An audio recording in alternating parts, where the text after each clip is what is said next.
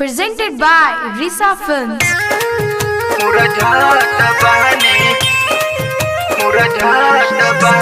Music by Aditya.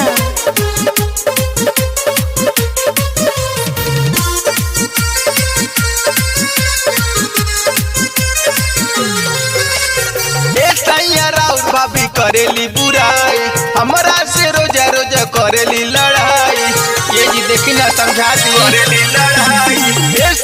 Raut भाभी करेली बुराई, हमरा से रोजा रोजा करेली लड़ाई। जौआ त छोड़ के जब से गईल गुजरात बानी हो, तनिक नहीं लागे दाना पानी राजा जी दुबरात बहानी हो।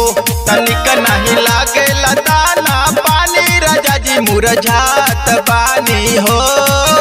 मुरझात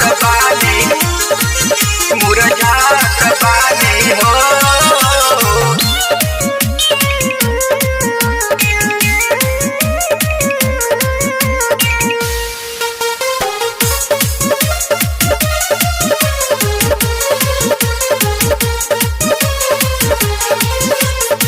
सैया छुटकी नदिया रात से मुँह फुलवले हो। बड़की जेठानी सब कर धरनी बाड़ी सिखवले हो। बाड़ी सिखवले हो। सैया छुटकी नदी रात से मुँह फुलवले हो। बड़की जेठानी सब कर धरनी बाड़ी सिखवले हो। उनका पीछे चलेला, अला बला कबो कबो हमके बोलेला। मारली ताना जवानी पलन चल गईया दिली हो। तनिक नहीं लागेला दाना पानी राजा जी दुबरात बहानी हो। तनिक नहीं लागेला दाना पानी राजा जी मुरझात बहानी हो। मुरझात बहानी हो। Music by Aditya.